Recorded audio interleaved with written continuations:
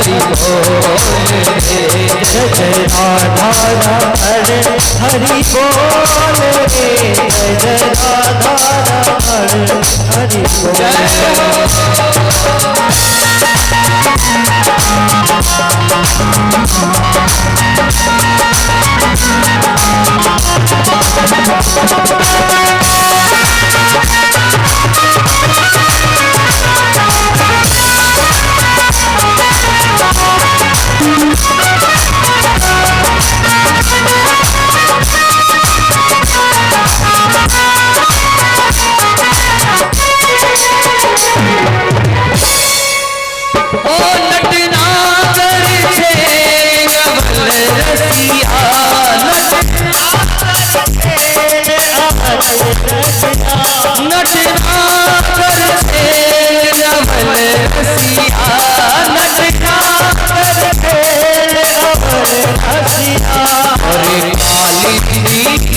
अरे आलिंगी बोल की बोल रे, जय जय राधा रमण हरि बोल रे, जय जय राधा रमण हरि बोल रे, जय जय राधा रमण हरि बोल। ओ हरि बोल हरि बोल हरि बोल हरि बोल हरि बोल हरि बोल हरि बोल हरि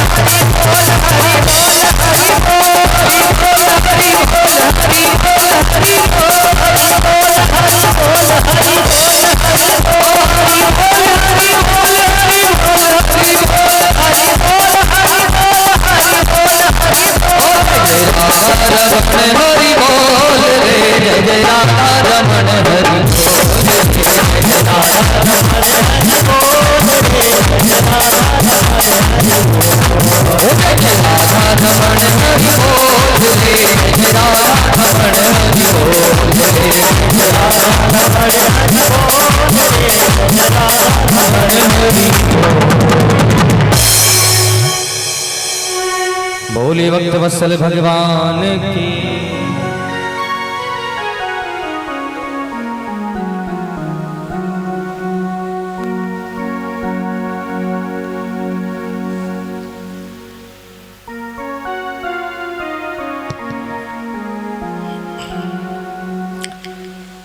परम मंगलमय भगवान की परम कथा को आप श्रवण कर रहे थे। वो मैं चाहूंगा कि सभी भक्त थोड़ा सा शांति का दान देंगे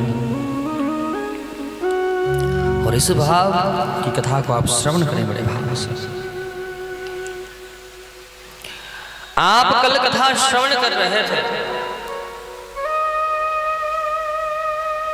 दादा पितामह भीष्म की कथा। आज बाबा को 52 दिन हो गए हैं, बाणों की सैया पर सो रहे हैं दादा पितामह भीष्म।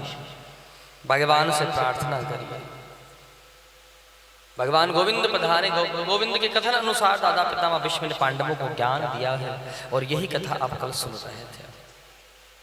दादा पितामह भीष्म कहते युधिष्ठिर से कि बेटा, राजा का यही धर्म नहीं होता है कि वो धन का संग्रह करता रहे, अपनी कुछ संपत्ति का उसे दान भी करना चाहिए। और कहा है कि जहां कहीं अधर्म हो रहा हो, पाप हो रहा हो, अगर हिम्मत हो, शक्ति हो, साहस हो, बल हो, तो उस अधर्म का नाश करें। और साहस बल ना हो तो सभा में रुकना नहीं है, सभा को छोड़ करके चले जाना है, क्योंकि अधर्म को देखने वाला भी अधर्मी होता है। बस द्रौपदी खड़ी थी, हंस गई, बोली बाबा ये जो आप ज्ञान दे रहे हो, ये ज्ञान आपको पहले भी था कि अभी अभी सीखा है आपने? कभी ऐसा हो गया हो 52 दिन तक मानो की सैया पर सो रहे थे, सोचा कि क्या करें, सोए सोए तो कुछ ना तो पुस्तक ही पढ़ ले, कुछ ज्ञान हो जाएगा। अरे बाबा, आप अभी तो ज्ञान की बड़ी बातें कर रहे हो, लेकिन हमको एक बात बताओ। अभी आपने कहा कि सभा को छोड़ करके चले जाना चाहिए, तो जिस सभा में मुझे अपमानित किया जा रहा था, उस सभा को क्या आप छोड़कर गए थे? चाहते तो उसको अधर्म को रोक सकते थे आप। तो दादा पितामह भीष्म कहते कि बेटा, मैं उस समय उन अधर्मियों के द्वारा लाया हुआ अन्न ग्रहण कर रहा था, जिससे मेरी बुद्धि बिगड़ गई थी। शास्त्र कहता है कि जैसा खाओगे अन्न वैसा होगा मन, और जैसा पियोगे पानी वैसी होगी वाणी। इसमें कोई संदेह नहीं है। पहले के समय में हर घर के अंदर जब माताएं भोजन बनाती थी तो पहली रोटी किसके नाम की निकालती थी? थोड़ा सा जोर से बोले, वैसे तो 2-4 ही हैं, गाय के लिए। और सबसे लास्ट वाली रोटी किसके लिए होती थी? किसके लिए? श्वान यानी कुत्ते के लिए।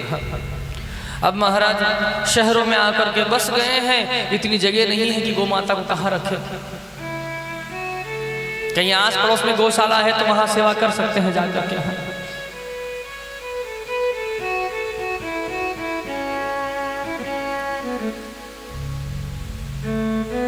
शहरों में आ गए, रहने लगे हैं। अब परिवार तो पूरा गांव में है, जिसका जॉब है वही है शहर में, पत्नी बच्चे और स्वयं।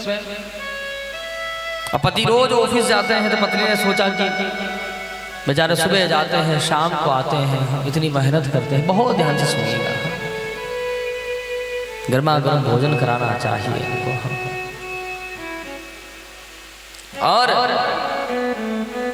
माता ने कहा कि यूं है कि जैसे ही माता ने भोजन बनाया, बोले पति के लिए भोजन बनाया तो बोले लेट हो रहा है तो क्या करें। सबसे पहले गर्मा गर्म रोटी थी जो वो किसके नाम की थी? गाय के नाम की। पति को लेट हो रहा था तो गर्मा गर्म रोटी सीधे पति की थाली में ही किसका दी। अब गाय का जो भाग था वो किसने खाया है? पति ने खा लिया। बेचारा गाय जैसा स्वभाव है उसका, कितना भी कुछ कह लो कोई फर्क ही नहीं पड़ेगा। गाय जैसा भोला भाला बेचारा। फिर बाद में बच्चे आए, बच्चों ने भोजन किया और उसके पश्चात में अब माता सोच रही हैं,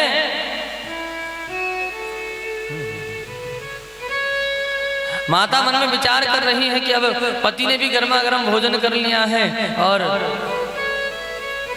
बच्चों ने भी गर्मा गर्म भोजन किया, तो हम भी गरम गरम ही भोजन कर ले। अब माता ने कहा कि जो लास्ट वाली जो रोटी थी ना,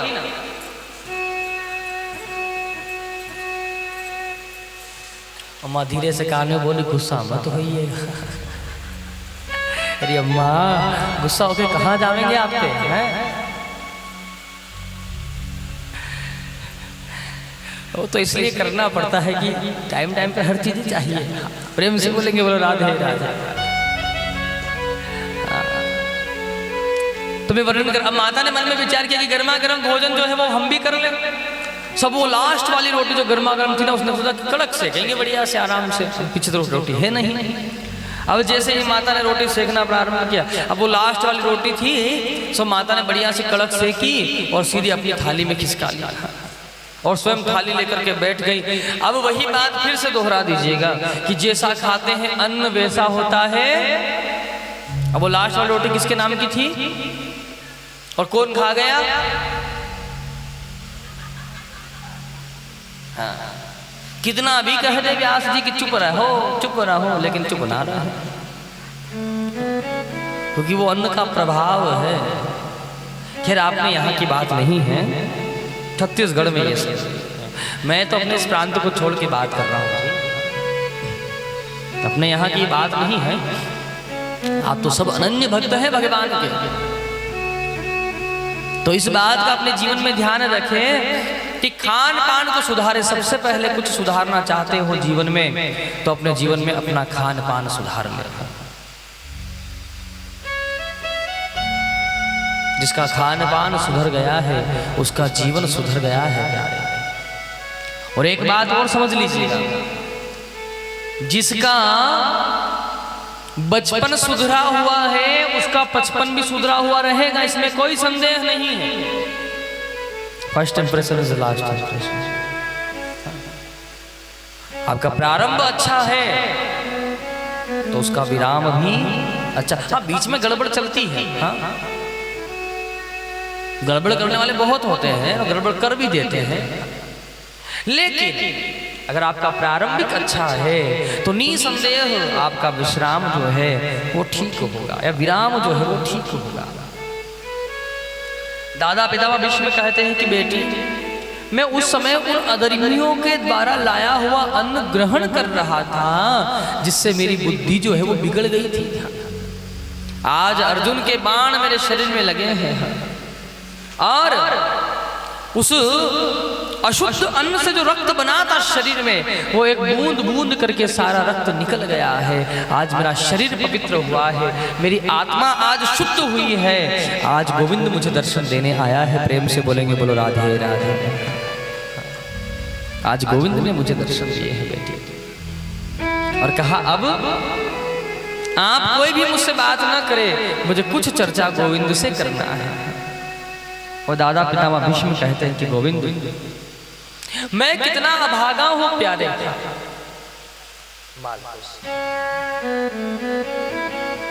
मैं कितना अभागा हूं केशव,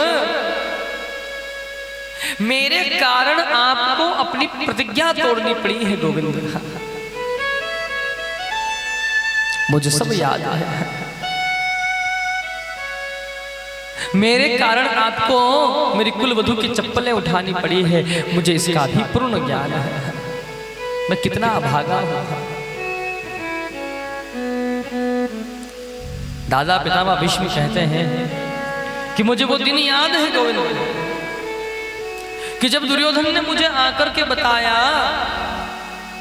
कि कृष्ण ने कहा है कि महाभारत युद्ध में वो अस्त्र शस्त्र नहीं उठाएंगे। महाभारत युद्ध प्रारंभ नहीं हुआ उससे पहले की बात है। ये दुर्योधन गया है भगवान श्री कृष्ण के पास में द्वारिका में, और भगवान श्री कृष्ण से सहायता मांगने के लिए गया है। जैसे ही भगवान से सहायता मांगने के लिए प्रस्थान किया, उस समय भगवान श्री गोविंद जो हैं वो उन्होंने देखा कि यहाँ तो अर्जुन को आना चाहिए था और यहाँ आया है कौन? दुर्योधन आया है। तो मेरे गोविंद ने क्या किया? एक चद्दर ओढ़ करके ठाकुर जी सो गए, आराम करने लगे भगवान श्री कृष्ण। दुर्योधन ने देखा कि भगवान गोविंद आराम कर रहे हैं, तो दुर्योधन भगवान श्री गोविंद के सिराने की ओर जो कुर्सी रखी है उस पर आकर के बैठ गया है।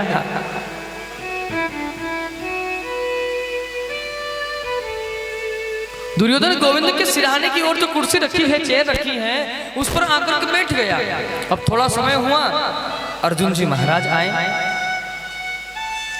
अर्जुन जी ने आकर के देखा कि भगवान श्री कृष्ण सो रहे हैं, आराम कर रहे हैं। सो अर्जुन जी भगवान गोविंद के चरणों की ओर बैठ गए और गोविंद के चरण दबाने लगे। ध्यान दीजिए, हम भी जाते हैं भगवान से सहायता मांगने के लिए, रोज उठ करके जाते हैं। भगवान को एक लोटा जल चढ़ाएंगे, महादेव को तुलसी पत्र अर्पण, बिल्व पत्र अर्पण करेंगे, पुष्प अर्पण करेंगे। जगन्नाथ दादा को जाएंगे तो नैवेद्य अर्पण करेंगे, तुलसी अर्पण करेंगे, पुष्प अर्पण करेंगे, और क्या प्रार्थना करेंगे? मेरा आज का दिन ठीक ठाक निकल जाए ठाकुर जी पास। कल की कल सोचेंगे, हम भगवान से यही तो मांगने के लिए गए कि ये दिन ठीक ठाक निकल जाए, मांग ही तो रहे हैं। लेकिन भगवान से मांग कैसे रहे हैं, इस बात में भेद है। अगर हम दुर्योधन के समान हैं तो निश्चित है ये बात कि हमारी हार होगी, चाहे कितना भी प्रयोजन कर ले। जैसे ही अर्जुन ने ठाकुर जी के चरणों को स्पर्श किया, अब ठाकुर जी सो थोड़ी रहे थे, तो नाटक कर रहे थे। ठाकुर जी तुरंत उठ गए, बोले अरे अर्जुन तुम कब आए हो? अर्जुन ने कहा अभी अभी आया हूं केशव का। तो दुर्योधन क्या बोला? अरे गोविंद हम अभी आए हैं। गोविंद ने पीछे घूम करके देखा, लेकिन सबसे पहले दृष्टि किसके ऊपर गई है? अर्जुन के ऊपर। अर्जुन बताओ कैसे आगमन हुआ है? अर्जुन ने कहा गोविंद आप तो जान ही रहे हो महाभारत युद्ध हो रहा है और उसमें मुझे आपकी सहायता चाहिए। दुर्योधन भी बोल गया बीच में, पूछा नहीं है दुर्योधन से, लेकिन दुर्योधन बोला गोविंद हम भी इसीलिए आए हैं आपके पास में। कृष्ण ने कहा देखो दुर्योधन तुम भी यहीं पर बैठे हो और अर्जुन तुम भी यहीं पर बैठे हो, दोनों ध्यान से सुन लो मेरी बात। एक तरफ हम रहेंगे और एक तरफ हमारी नारायणी सेना रहेगी, और जिस तरफ हम रहेंगे उस तरफ हम अस्त्र शस्त्र बिल्कुल नहीं उठाएंगे। ज्यादा कहोगे तो तुम्हारी गाड़ी चला सकते हैं, रथ को हाँक सकते हैं, बाकी हम अस्त्र शस्त्र नहीं उठाएंगे। अर्जुन ने कहा कोई बात नहीं गोविंद, मुझे आपकी नारायणी सेना नहीं चाहिए, मुझे तो आपका साथ चाहिए। जैसे ही ये बात कही तो दुर्योधन ने तुरंत कह दिया कि कृष्ण आपकी जो नारायणी सेना है वो आप मेरे साथ कर दीजिए।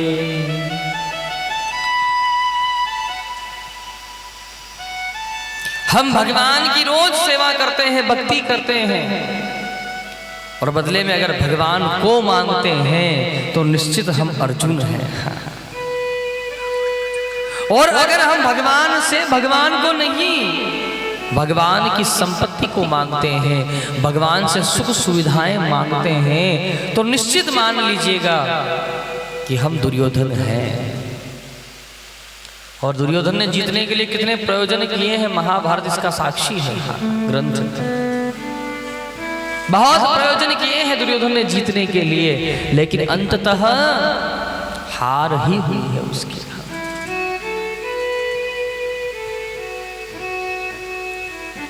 भगवान कृष्ण ने कहा कि देखो अर्जुन से पूछा, अर्जुन तुमने मुझे मांगा है, मैं केवल तुम्हारा रथ चलाऊंगा, और कभी तुम हार गए तो? अर्जुन जी महाराज कहते हैं कि गोविंद हो है जीत तुम्हारे हाथों में और हार तुम्हारे हाथों में, अब सौंप दिया इस जीवन का सब भार तुम्हारे हाथों में।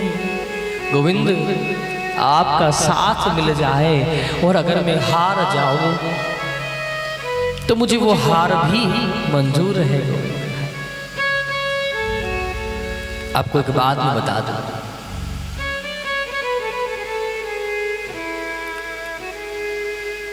महाभारत युद्ध की बड़ी एक सुंदर घटना है, वो याद आ गई तो वर्णन कर देता हूं।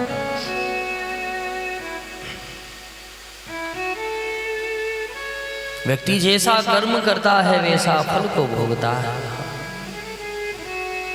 श्रीमद् भगवद गीता आपने भी सुनी होगी, पढ़ी होगी, कभी पढ़े हो ना आप लोग? पढ़े हैं?